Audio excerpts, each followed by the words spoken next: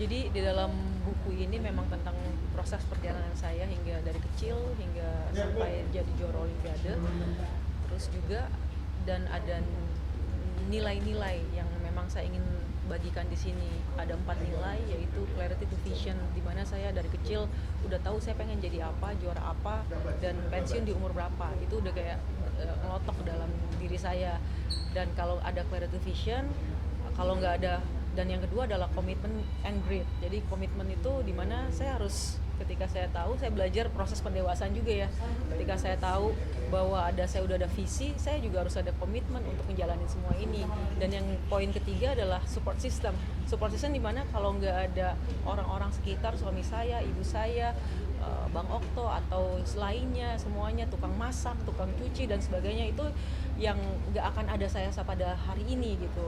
Dan yang keempat itu unseen hands, dimana pasti mbak-mbak dan para mbak-mbak dan mas-mas ini nggak pernah menyangka kan saya jadi juara olimpiade. Jadi saya pun nggak menyangka, jadi itu ada pertolongan tangan Tuhan yang membuat saya bisa jadi juara olimpiade. Jadi pesan ini yang ingin saya bagikan, bahwa ketika semuanya telah berjalan, pasti ada sesuatu, tangan-tangan yang tak terlihat atau bisa tangan Tuhan yang nolongin kita untuk bisa hidup dalam kepastian dan bisa menembus garis batas dalam kehidupan gitu. Tapi pilihan judul menembus garis batas itu ada alasan tertentu nggak, Grace, dibalik pemilihan judul menembus garis batas tadi? Iya, jadi sempat kepikiran apa ya, yang judul yang baik. Terus ada kepikiran,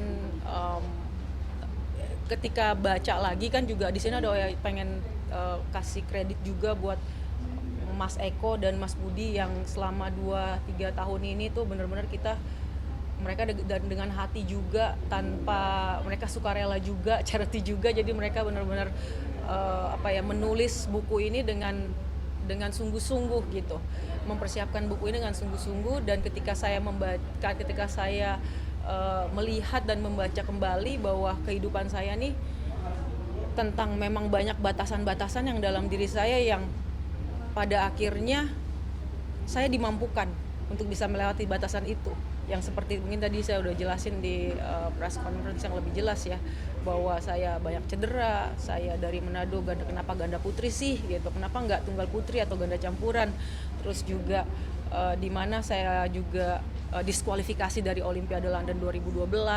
Banyak hal-hal yang sangat membatasi diri saya, tapi bisa pada akhirnya bisa menerobos itu dan bisa menembus garis-garis batasan dalam kehidupan saya. Pelajaran itu yang ingin disampaikan juga ke pembaca berarti ya, Grace? Betul, ya, betul.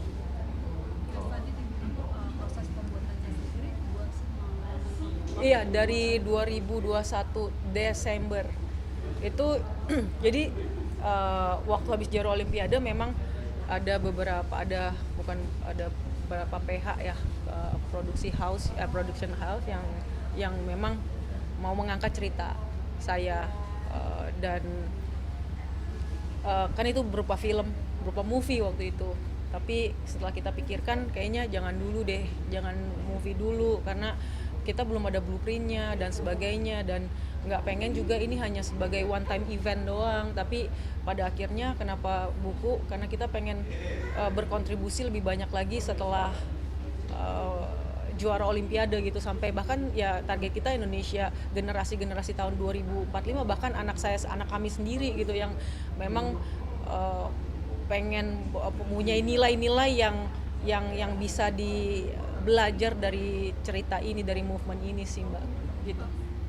buku itu udah jadi, ada nggak sih mungkin masukan-masukan dari kamu untuk dalam penulisan, kayaknya kurang ini nih. Justru saya dan suami saya jadi cuman ghostwriter, tapi dalam penulisan, dalam ini draftnya sampai 7 kali ulang gitu ya, 6 atau 7 kali ya draftnya, 6 kali 7 kali. Jadi kali baca lagi, terus pengennya kayak gini dan sebagainya, meeting demi meeting, revisi demi revisi, itu capek banget ya ternyata. Makanya saya apresiasi sih sama para editor di sini, tukang ini.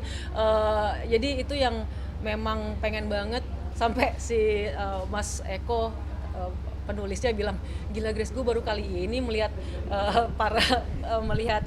seorang yang ditulis biografi sampai sedetail ini. Kalian bener-bener tahu apa yang kalian mau gitu dalam penulisan ini. Jadi ya mereka hanya menulis, tapi hati semua pikiran itu dari kita, dari saya terutama yang mempunyai buku gitu. Grace, ini kan momennya pas nih mau Olimpiade Paris 2024 juga nih.